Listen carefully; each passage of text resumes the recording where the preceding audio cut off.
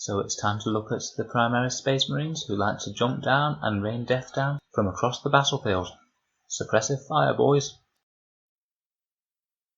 Hello and welcome back to Auspex Tactics. Today we'll be doing another unit review from the new Space Marine Codex. This time we're talking about the Primaris Suppressor Squad. Now this squad came out in the Shadowspear box a little while back, and there's currently no way to buy them directly from Games Workshop. This leads me to suspect that they may be coming out in one of the next release windows. Just maybe at the same time as the Salamanders and Imperial Fists Codex, maybe? We'll have to see. If they do, I suspect that their options may be expanded a little. The fluff behind this unit is that they drop down and eliminate enemy armor and other high priority targets in their interesting Omnis pattern armor, which is a mix of the Gravis and Phobos type armors.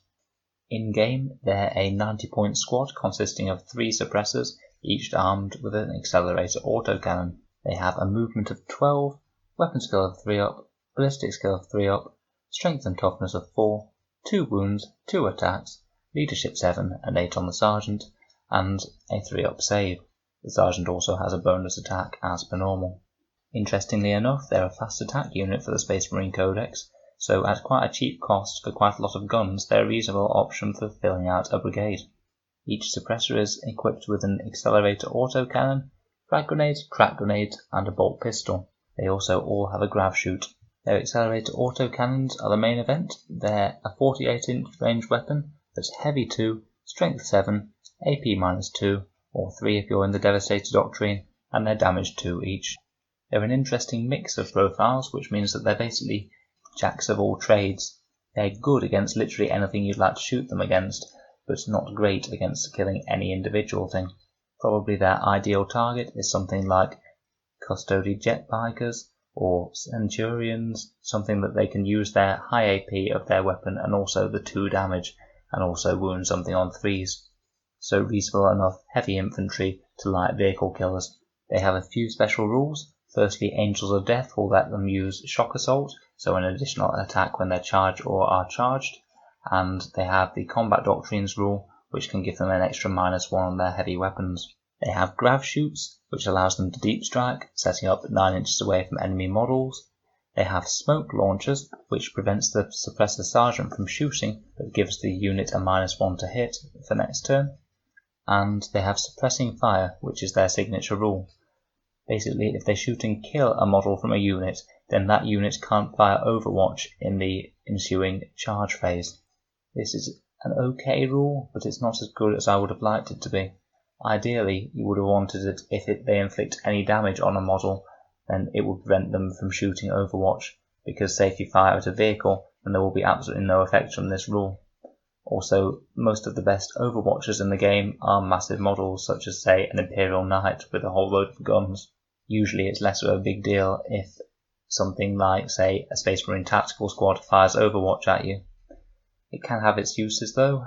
If they were firing and kill something like an aggressor, then it could save you a lot of bolter shots when your unit charges in to finish them off. And lastly, they have the Fly special rule, so that 12-inch movement, they can jump back from combat and still shoot, and they can use that to get into places that other units would struggle to reach. Now the unit currently has no options at all, which is one of the reasons that I suspect, like the Eliminators, we might be seeing a multi-part plastic kit for these guys soon, giving us an option of a different gun. I'd love to see something like a chain gun or a massive heavy flamer on these guys. I think that would look pretty nice. So, what sort of combos can we make happen with these guys on the tabletop then? Firstly, there's a number of chapter tactics that really stand out when combined with these guys.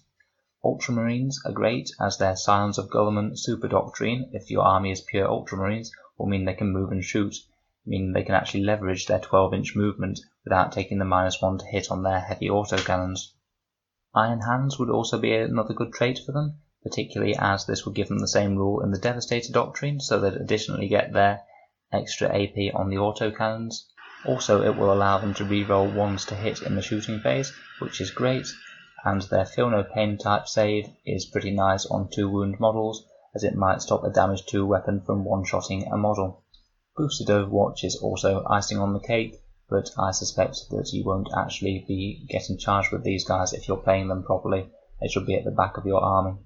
Raven Guard are a good pick with these guys because they're going to be a small infantry unit. They'll easily be able to hug some cover in the back of your army and get an extra -1 to hit, which could combine with the Sergeant's smoke launchers to make them -2 to hit for a turn. And my last pick is Salamanders. Salamanders are very nice because their Master Artisan style rerolls allow them to reroll 1 failed hit and 1 failed wound. It's particularly quite good on them because they have quite a low amount of shots. Against a Rhino, for example, Master Artisans gives them around about 33% damage buff. Instead of getting an average of 3.3 wounds, they'd get 4.5 wounds. So how would I play these guys on the tabletop then? I think that I would choose to start them on the board in almost all circumstances, because you're going to want to get them shooting straight away, while your army is in the heavy doctrine. I'd deploy them in cover at the back of your army, and if you don't have first turn, probably keep them out of line of sight, as they pack a reasonable punch, but they don't take damage very well, as they cost a lot of points per each wound. If you do decide to try and make use of the Suppressors' suppressing fire rule by killing a model in an infantry unit prior to charging, I'd probably fire the entire squad at that infantry unit. It would be very tempting just to fire 2 Suppressors at something else, and 1 at the infantry unit, but with just 2 autocannon shots you really run the risk of rolling poorly and just wasting the opportunity. So how would I rate these guys overall?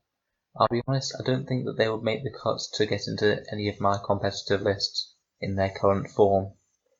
In my opinion, they're just a little bit too fragile for the points and don't put out enough damage to justify that fragility. One unit that I think they'd compete with directly for me would be the Stalker, which is a round about 100-point tank that puts out a similar weight of firepower. I know that that's slanted more towards air, but that's only filling a slightly different niche. The difference between the Stalker and the Suppressors, however, though, is that the Stalker has toughness 8 and 11 wounds, so it's really going nowhere fast. It's as tough as a Lehman Russ, whereas these guys are only as tough as 3 Intercessors. I'd much rather have that big tank that's going to stick around all game, even if it's providing a little bit less fire support, compared with these guys who might shoot once or twice and then probably get shot to death. However, I'll certainly be interested in seeing if they get any new options, as I'm suspecting that they might, if and when they get their multi-part plastic kit. Stay tuned for my next unit review, which I think will be on the Phobos Librarian. I'm also planning on looking at Inceptors and Aggressors in the near future. If I've missed anything, or you think that I've underrated Suppressors, please feel free to tell me why. I'll be intrigued to hear your thoughts. Thanks for listening to Auspex Tactics, and I'll see you in the next video.